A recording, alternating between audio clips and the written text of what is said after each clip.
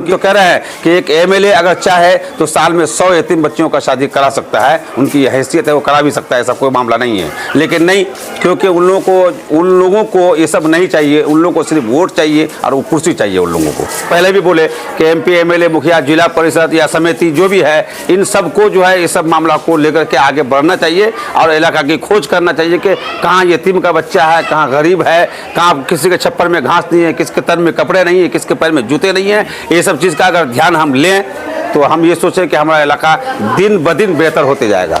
400 जलसा का मतलब समझ रहे हैं कि 2000 करोड़ रुपया हम वैसे ही गवा देते हैं, जलसा जुलूस में गवा देते हैं। एक यूनिवर्सिटी नहीं हमारे बच्चे को पढ़ने के लिए, पढ़ाई करने के लिए। इस बात का अफसोस है कि आज गरीब बच्चे पढ़ नहीं पा रहे हैं, उनके पास पैसे नहीं है कि जो है कॉलेज के अंदर कहाँ पाएगा 1 लाख रुपया, 2 लाख रुपया, मुफ्त की कोई पढ़ाई नहीं हो रही है यहाँ पर। ये सब चीज़ में जो हमारे नेता लोगों को ध्यान देना चाहिए कि भाई जो अमीर लोग हैं, जो नेता लोग हैं, जो मुखिया है, जो एमपी है, जो एमएलए हैं, वो लोग अपने बच्चे को पढ़ा रहे हैं, इलाका का बच्चा पर यहीं पर झोला छाप बन के रह जाते हैं। आज ये जो हादसा का जो असल शिकार है, ये हादसा का शिकार का मैं असल कहानी आपको बोल देता हूँ कि आज कोई लड़का अगर साइकिल चलाता है, वो दहेज में गाड़ी लेता है और वो गाड़ी चलाना नहीं जानता, वो रोड में जाकर खड़ा हो जाता है। अच्छे गाड़ी चलाने वाले को गलत जो ड्राइविंग करता है, वो उसको ठोक करके उसको मार देता है। नशाखोरी ज्यादा है। आप देखिए सीमांचल में नशाखोरी आए दिन बढ़ते जा रहा है, आए दिन गरीब लोगों और गरीब होते जा रहे हैं, क्योंकि नशा जहाँ हो वहाँ गरीबी लाजिमी है। सीमांचल बहादुरगंज में हम लोग का 4 लेन होना चाहिए, ये 4 लेन नहीं हुआ है। अब 11 लाख 15 लाख 16 लाख की आबादी में एक रोड से अगर चल रहा है तो जाहिर बात है कि वहाँ पर एक्सीडेंट होना ही होना है। तो ऐसे कई ऐसे रोड हमारे सीमांचल के अंदर है जो 4 लेन सिर्फ वहाँ पर ठाकुरगंज में सिर्फ बना लेने से नहीं होगा। यहाँ शहर से जुड़ता है, यहाँ पर स्टेशन है, यहाँ पर कचहरी है, मेन शहर से जुड़ता है। ये रोड आज तक 4 लेन में नहीं बना है। वीडियो में जो आप देख पा रहे हैं, हाफिज महबूब साहब के निज आवास लाहरा के निकट जो उनके आवास हैं, वहाँ पर हम मौजूद हैं, जो कि ठाकुरगंज विधानसभा के एमआईएम के कद्दावर चेहरे हैं ये, और विधानसभा का चुनाव भी लड़े थे।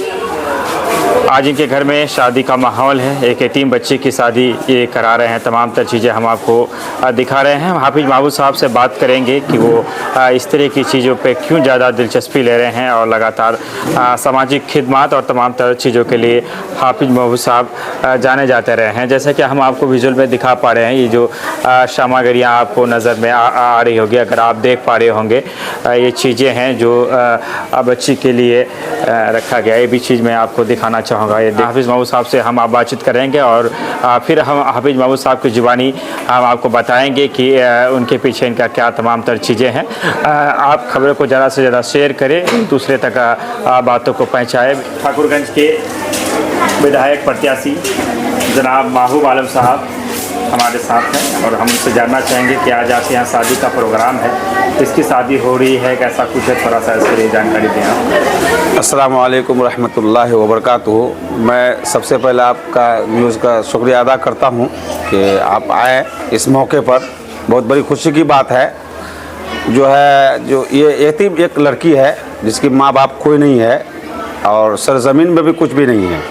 तो हमारे घर में जो है वो बच्ची जो है 1.5 साल से 2 साल से यहाँ खाना पका के खिला देती है। हम सोचे कि इस यतीम बच्चे का जब कोई नहीं है तो इनका सहारा बने हम, और बने कि भाई कहीं अच्छा लड़का देख करके उनका रिश्ता कर दिया जाए। तो हम अपने भाई माँ बाप का जिस तरह से हक और हुकूक होता है, इस तरह से हर दहेज के साथ भाई सोना से लेके गाड़ी, यानी हर चीज़ को हमने उसको महसूस होने के लिए नहीं दिए कि मेरा बाप काश अगर आज रहता तो मेरा बाप ऐसे ऐसे जो है हमको दहेज देते।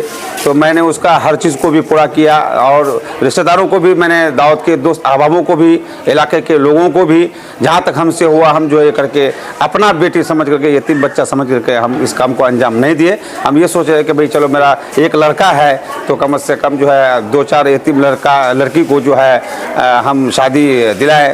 तो भाई हम लोगों को असल मकसद जो है आखिरत का मसला है, दुनिया में नहीं है। ऐसे ही जो है हर कोई ये सोच रखे इलाका का जितना भी नेतागण है, एमएलए हो या एमपी हो या मुखिया हो या जिला परिषद हो, सोचे कि हमारे इलाके में अगर कोई यतीम लड़की अगर रह रही है तो उनका जो है लड़का देख करके अच्छे घर में रिश्ता करने का जो है काम को अंजाम देना चाहिए। क्योंकि यतीम बच्चा यतीम नहीं है कि तो यतीम के सर पर हाथ रखने से अल्लाह खुश होता है।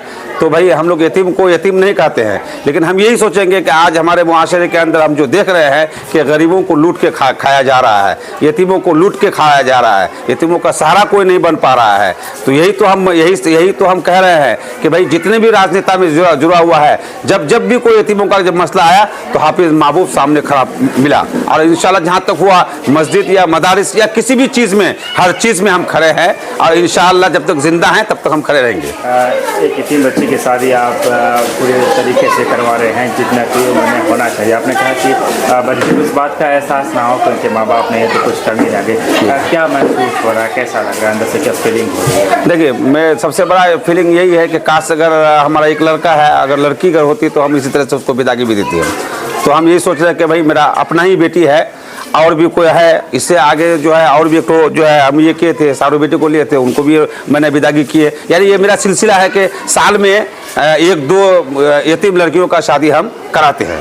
हर साल बरस्तूर ये सिलसिला जी, ये सिलसिला मेरा अपना जारी है। और हम अल्लाह से ये दुआ भी करते हैं कि अल्लाह जब तक हमारा सेहत रखे, हम जब तक जिंदा हैं, हम इस काम को जो है मरते आखिरी सांस तक हम इस काम को अंजाम देंगे। और भी बहुत सारे ऐसे लोग होंगे इलाके में, जिले में कि जिन्हें अल्लाह ने दौलत से नवाजा है, तो उनके लिए क्या कहना चाहिए, उन लोगों को आगे आना चाहिए इस तरह के काम का? देखिए, मैं यही बात कहूँगा, सिर्फ राजनीतिक की कुर्सी में बैठ करके सिर्फ राजनीतिक करने से नहीं होता है।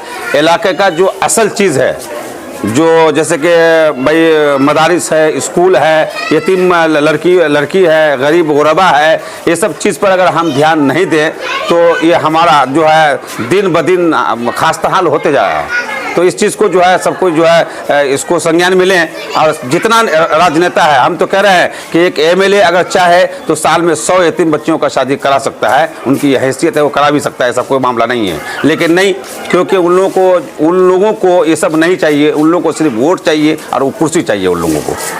हाफिज महबूब किसी भी पद पर नहीं है, लेकिन फिर भी इस तरह की एक शादी का बात ही नहीं, जहाँ भी लोगों को ज़रूरत होती है, लोग अगर आपके बीच आते हैं तो आप काम को बढ़ चढ़ कर करते भी हैं, उसमें हिस्सा भी लेते हैं। ये चीज़ जो हो रही है, इस करने की जो आपको अंदर से जो फीलिंग आती है, वो ये जज्बा कहाँ से आता है? देखिए, यही जज्बा असल क्या है कि मदारिस से मिलता है। असल जो है मदारिस दीनी जो तालीम है, जब हम अक्सर कहते हैं कि स्कूल की पढ़ाई हो, डॉक्टर बन जाए, इंजीनियर बन जाए या प्रोफेसर बन जाए, मास्टर बन जाए, लेकिन हमारा इस्लाम में जो है, मज़हब में जो है, जो पढ़ाई पढ़ने का है, क्योंकि हम लोग मदरसे वाले हैं। राजनीतिक में तो हम लोग का जो है कल आए हैं हम लोग, लेकिन हम लोग स्कूल से जुड़े हुए हैं, मदरसे से जुड़े हुए हैं, स्कूल से भी जुड़े हुए हैं। क्योंकि आज के जो हम लोग का जो इलाकाई जो हालत देख रहे हैं स्कूलों का, कि किसी भी बच्चे को अगर स्कूलों के बच्चे को अगर कहा जाए कि बच्चा तुम 5 कलमा पढ़ के सुनाओ या कुरान अच्छी तरह से सेहत के साथ पढ़ के सुनाओ, तो नहीं पाएगा सुनाने के लिए। ये मेरा चैलेंज है, यही है। ये दीन और इस्लाम और जो हदीस का जो मामला है, जिस घर में है उस घर में ये सब जो है मामला इंशाल्लाह हमेशा बरकरार रहेगा और हमेशा गरीब यतीमों और मिस्किनों को हमेशा फ़ायदा पहुँचते रहेगा इंशाल्लाह। कहाँ पे शादी बारातियों से आ रही? जी, ये जो है डेरा मारी बंदर जिला पंचायत से जी। बारातियों के इंतज़ाम जी फुल कोई भी नहीं कह पाएगा। जैसा कि आप मौजूद हैं इसमें हम लोगों का प्रोग्राम में, तो आप खुद देख रहे हैं कि भाई कोई चीज़ की अगर कमी हो तो आप बोल सकते हैं, लेकिन हमारे तरफ से या इलाकाई के लोग कोई कह नहीं सकता है तो कोई भी चीज़ का अगर कमी हो तो उस कमी को हम पूरा करने के लिए तैयार हैं। फर्नीचर के तमाम तर सामग्रियाँ यहाँ पे दिख रही है, जो एक स्टैंडर्ड लेवल का होता है वही आपने लिया है। जी, ये वही नहीं है, हत्ता कि जो है गाड़ी सोना, मैंने देश का कि मैंने हर चीज़, सोना वगैरह गाड़ी वगैरह सब कुछ दिया मैंने, कोई भी चीज़ बाकी नहीं है मेरा। क्या कहना चाहेंगे आखिर में अपने इलाके के लोगों से, हाफिज महबूब आपका क्या संदेश रहेगा?